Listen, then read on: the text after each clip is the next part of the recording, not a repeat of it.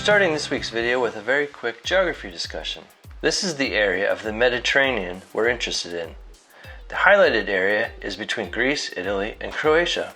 Our plan is to sail from Greece to Croatia in a couple weeks.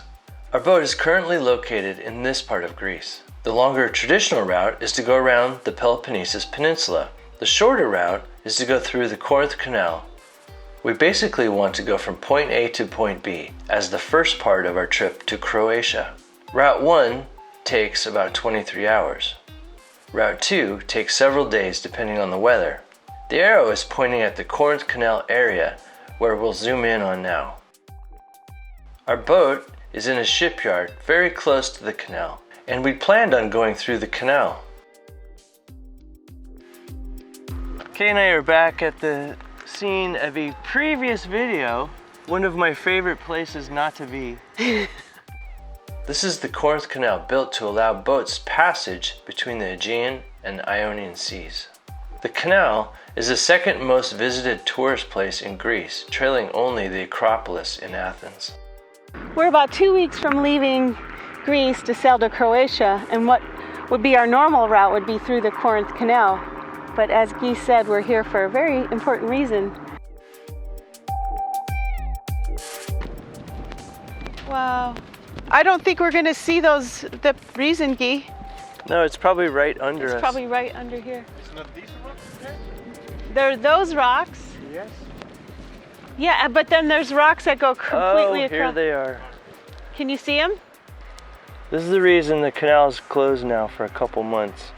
There was a rock slide, and you can see the wall here where the old wall is here, and then all of this collapsed. All of this collapsed in the last couple months and is now in the bottom. The canal here is going to be closed, I imagine, for a long time, maybe over a year, and cost I don't know how many millions to dredge out. This used to be a road where mules and ox would pull boats and barges through the canal. Although I don't want to go close to the edge of the other side, because that's what just collapsed. Yeah, look at that edge, Sebastian. Oh, yes. Whoa. That is freaky. That's where some big heavy trucks were working when we came here. Oh, really? Yeah. They were, see that flat spot? They were all working right there.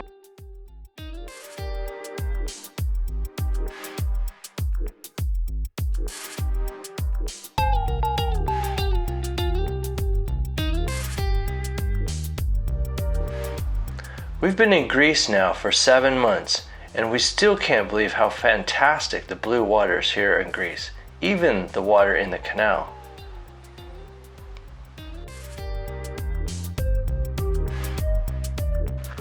Because the sidewall of the canal collapsed, we have an additional at least 3-day sail Or more. around the peninsula. And what would have taken about 23 hours to sail, it's going to take, I don't know, 4 or 5 days now, which isn't necessarily bad. We get to sail more. Yeah, we'll get to see more of Greece. But it's the inconvenience factor has jumped astronomically, but that's fine. So actually, we're kind of happy about this. Yeah. And we're super happy that we weren't in this when it collapsed. So. Yeah, can you And imagine? when it collapsed, it was at night, and the canal was closed, and no one was injured, and no boats were damaged. So Good news on that front. that's good news. Yeah. In the aft berth, we discovered we had a hidden hot water heater that wasn't listed when we purchased the boat, that started spraying water into the bilge when the boat was moved to its current location. In our last video, we started the repairs, and I was pointing to a lot of stuff. This week, we'll continue the repairs. Hey, today we're in the portside aft cabin where the water heater lives, and we've spent the last few days getting the replacement pieces or parts to fix it.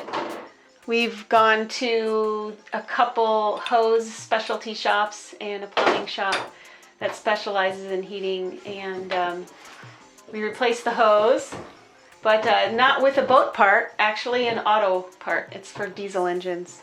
So what the diesel does when it's hot is it sends antifreeze coolant that's very hot through the hose, through a coil in this hot water tank, and it feeds it back to the engine. It's not necessarily a way to cool the engine down, it's more of a way to heat hot water. This little gauge right here lets us dial in how hot we want the water to come out of our faucets or the shower heads. So it mixes hot water from the tank with cold water from our cold water tank. And that's how we get hot water out of our faucets. The first thing that we got to do is hook these hose ends up to the different parts of the diesel engine. These hoses go through the bulkhead, then they enter these pipes down here, and then they run through another bulkhead into the engine room. This is one of the hoses, and this is the other hose right here. So I have to take these hose clamps off and then put the new hoses in, and then zip tie everything down. So here's one of the new hoses, and that's what we're gonna do. Okay, Guy. Have fun. Now I have these in the correct orientation so that I can tighten them easier. When I took them off the hose, they were pointed upside down, which is a pain in the butt to try and unscrew. We have both hose clamps on. They're tight. They're both completely over metal. They're not only over the hose. So the metal stops about right here. So I have two hose clamps on this section of hose now.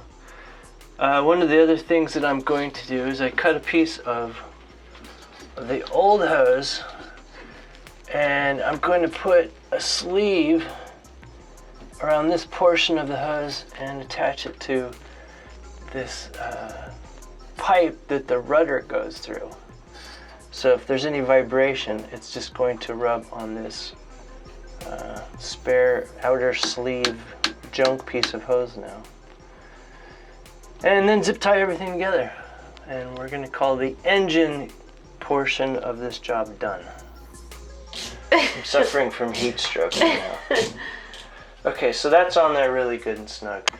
So I want this at a little bit of an angle so you can see that the existing hot water exit through the bulkhead doesn't match up where this new hose needs to be, so I need to drill a new hole.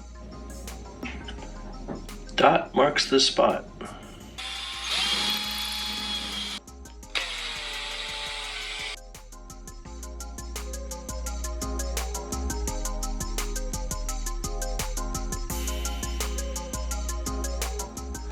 And we're going to hook up this PEX pipe to this hose on the other side of the bulkhead now.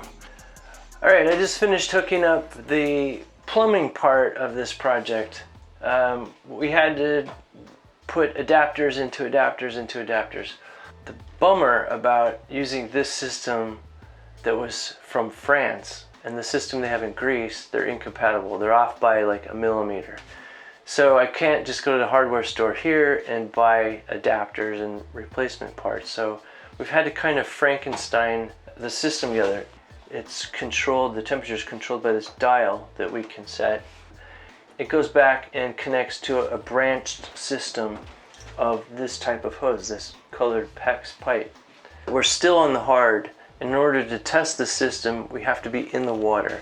So we can't test the system to see if it works and if all the joints that we have connected now are watertight until we're on the water, which is kind of a bummer. While we were taking it apart, and the discovery that we actually had this hot water system was that you can heat the hot water for a boat in two ways. One is run the diesel engine on the port side of the boat, which runs hot anti-coolant through this tank in a coil and then back to the engine.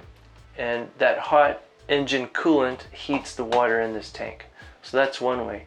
The second way to heat the water in this tank is an electrical system. The electrical system for this tank only was activated when we turned on the starboard engine. And so if the starboard engine was running, it was feeding electricity to this electrical system that would heat the water in this tank. I don't like that idea. I want to be able to use a switch and turn on the hot water. I've run a long cable over to our nav station, and we're going to have a circuit breaker switch that we'll be able to use as a switch to turn on and off the electricity going to this hot water tank. And it'll all be solar heated, mostly. The electricity will be generated mostly from our solar power. If we're in a marina and we plug in, we can use it there also. But the idea is that we'll have hot water generated by sunlight. Hey everyone, thanks for watching our video. If you like this video, please consider clicking the like button and subscribing to our channel. Also, if there's any more content that you'd like to see, please leave us a message below, or you can email us at crew@sailingblackbird.com. We want to make these videos for you. We want them to be fun. We want them to be informative. So really, if you have any ideas, we're totally open to hearing from you. Thanks for watching. See you next time. Bye. Bye.